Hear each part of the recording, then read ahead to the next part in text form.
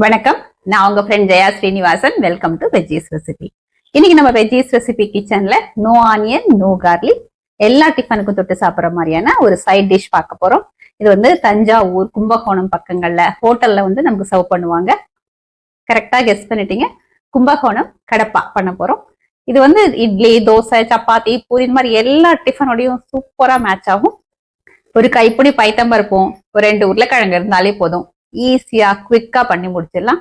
யாராவது 4 பேர் நம்ம வீட்டு கெஸ்ட் வரும்போது கூட இந்த கடப்பா பண்ணிட்டோம்னா இது கொஞ்சம் தாராளமா இருக்கும். ஏன்னா அந்த பைத்தம்பருப்பு சேர்க்கறதுனால இது குவான்டிட்டி வந்து அதிகமாகவும் நமக்கு கிடைக்கும்.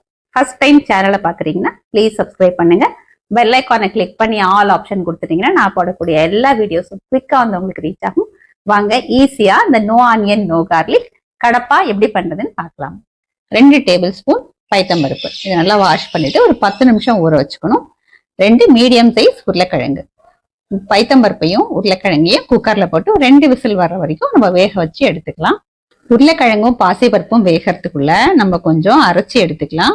மிக்சி ஜார்ல 3 பச்சை மிளகா, 1/2 இன்ச் இஞ்சி தோல் சீவிட்டு இந்த மாதிரி கட் பண்ணிருக்கேன், 1/2 டீஸ்பூன் சோம்பு, 1 டேபிள் ஸ்பூன் பொட்டுக்கடலை, 4 டேபிள் ஸ்பூன் தேங்காய் துருவல், 1 டீஸ்பூன் கசகசாவை 1 மணி நேரம் தண்ணியில ஊற வச்சிருக்கேன். இந்த தண்ணியோட சேர்த்துப்போம். தேவையான அளவு தண்ணி சேர்த்து நல்லா ஃபைன் பேஸ்டா அரைச்சு எடுத்துக்கலாம். ஸ்டவ்ல ஒரு கடாய் வச்சிருக்கேன். 1 டேபிள் ஸ்பூன் தேங்காய் எண்ணெய் சேர்த்துக்கலாம். எண்ணெய் சூடானதும் 2 ஏலக்காய், 2 கிராம்பு, ஒரு சின்ன பீஸ் பட்டை இதை சேர்த்துருவோம். 1/2 டீஸ்பூன் ஜீரகம். இது எல்லாமே நல்லா பொரிஞ்சதும் ஒரு மீடியம் சைஸ் தக்காளியை பொடி பொடியா கட் பண்ணிருக்கேன், இதை சேர்த்துக்கலாம். கொஞ்சம் கருவேப்பிலை, தேவையான அளவு உப்பு சேர்த்துப்போம். எல்லாத்தையும் நல்லா வதக்கி எடுத்துக்கலாம். தக்காளி பச்சை வாசனை போய் நல்லா பேஸ்ட் மாதிரி நல்லா வேகணும். தக்காளி பாருங்க நல்லா வதங்கியாச்சு. நம்ம வேக வச்ச உருளைக்கிழங்க ரஃபா இந்த மாதிரி மசிச்சு விட்டுட்டு இதுல சேர்த்துக்கலாம். பைத்தம்பருப்பும் பாருங்க நல்லா மலர அழகா வெந்திருக்கு, இதுவும் சேர்த்துருவோம். நம்ம அரைச்ச இந்த தேங்காய் விழுதியும் சேர்த்துருவோம்.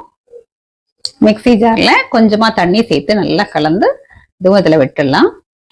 எல்லாத்தையும் நல்லா மிக்ஸ் பண்ணிப்போம். நமக்கு என்ன கன்சிஸ்டன்சில வேணுமோ அது தகுந்த தண்ணி விட்டுக்கலாம். டேஸ்ட் பண்ணி பாருங்க, உப்பு எதுவும் கம்மியா இருந்தாலும் நம்ம சேர்த்துக்கலாம். வெள்ளையா இருந்தா தான் நல்லா இருக்கும். இல்ல மஞ்சளா இருக்கணும் அப்படின்னா கொஞ்சமா மஞ்சள் பொடியும் நம்ம சேர்த்துக்கலாம். இதுல நான் இன்னும் கொஞ்சம் தண்ணி சேர்க்கிறேன். பைத்தம்பருப்பு சேர்த்ததுனால இது கொதிச்சு சீக்கிரம் திக்காயிடும். இப்ப நல்லா கொதிச்சு வரட்டும், நம்ம அதுக்கப்புறம் பார்க்கலாம். பாருங்க தள தளன்னு நல்லா கொதிச்சாச்சு. மிக்ஸ் பண்ணி விட்டுக்கலாம். கன்சிஸ்டன்சியும் பாருங்களேன் கரெக்டா இருக்கு. இது நமக்கு டிஃபன் தொட்டு சாப்பிட்றதுக்கு கரெக்டா இருக்கும். இன்னும் தண்ணியா வேணும் அப்படின்னா கூட தண்ணி சேர்த்துக்கலாம். இதுல கொஞ்சமா கொத்தமல்லியை தூவிப்போம்.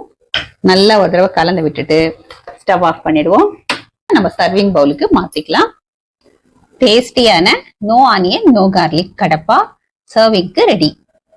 இன்னைக்கு எங்க வீட்டு டின்னர் பாத்தீங்க அப்படின்னா சாஃப்டான தோசை தொட்டுக்கிறதுக்கு தான் நான் வந்து கடப்பா பண்ணிருக்கேன். இந்த தோசையோட இந்த கடப்பாவை டேஸ்ட் பண்ணி பார்த்துடலாம். தோசையோட மட்டும் இல்ல, எந்த டிஃபனோட தொட்டு சாப்பிட்டாலும் அட்டகாசமா இருக்கும். இது சாஃப்டான தோசையோட ரொம்பவே அருமையா இருக்கும்.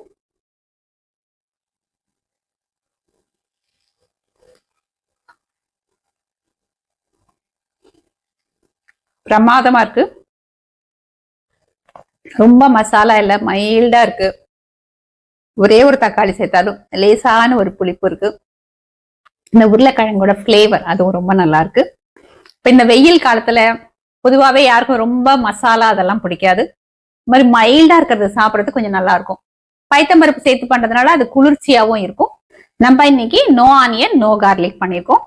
பிடிச்சவங்க வந்து வெங்காயம் பூண்டு சேர்த்துக்கலாம். அதாவது நம்ம மசாலா அரைக்கிறோம் இல்லையா, தேங்காய் எல்லாம் அரைக்கும் போது அதோட பூண்டு சேர்த்து அரைச்சுக்கோங்க. வெங்காயத்தை வந்து கண்ணாடி பதத்துக்கு வதக்கிக்கணும். அதுக்கப்புறம் நம்ம தக்காளி சேர்த்து வதக்கிக்கணும், அதுவும் நல்லா இருக்கும். மசாலா ரொம்ப பிடிக்கும் அப்படின்னா நீங்க இந்த நம்ம சேர்த்துக்கிற பட்டை கிராம்பு அதெல்லாத்தையும் வந்து கொஞ்சம் அதிகமா சேர்த்துக்கலாம். ஆனா வெயில் அதிகமா இருக்கிறதுனால கொஞ்சம் மைல்டா இருந்தா பரவாயில்ல அப்படின்னு எல்லாமே கம்மியா நான் சேர்த்திருக்கேன். கன்சிஸ்டன்சியும் நம்ம விருப்பம் தான். கொஞ்சம் நல்லா தண்ணியா வேணா தண்ணியா பண்ணிக்கலாம், இல்ல கெட்டியா வேணும் அப்படின்னாலும் பண்ணிக்கலாம். ஆனா இது வந்து கரெக்டான ஒரு கன்சிஸ்டன்சி தான். இதே மாதிரி இதே மெத்தட்ல இந்த கும்பகோணம் கடப்பா நீங்க கண்டிப்பா ப்ரிப்பேர் பண்ணி பாருங்க, உங்களுக்கு ரொம்ப பிடிக்கும். குழந்தைங்க கூட விரும்பி சாப்பிடுவாங்க. ஏன்னா உருளைக்கிழங்கு சேர்த்திருக்கோம் இல்லையா, அதனால ட்ரை பண்ணி பார்த்துட்டு எப்படி வந்ததுன்னு கமெண்ட்ல சொல்லுங்க. லைக் பண்ணுங்க, உங்க ஃப்ரெண்ட்ஸ் அண்ட் ஃபேமிலியோட ஷேர் பண்ணுங்க. புது ரெசிபியோட நாளைக்கு நான் உங்களை மீட் பண்றேன். தேங்க்ஸ் ஃபார் வாட்சிங்.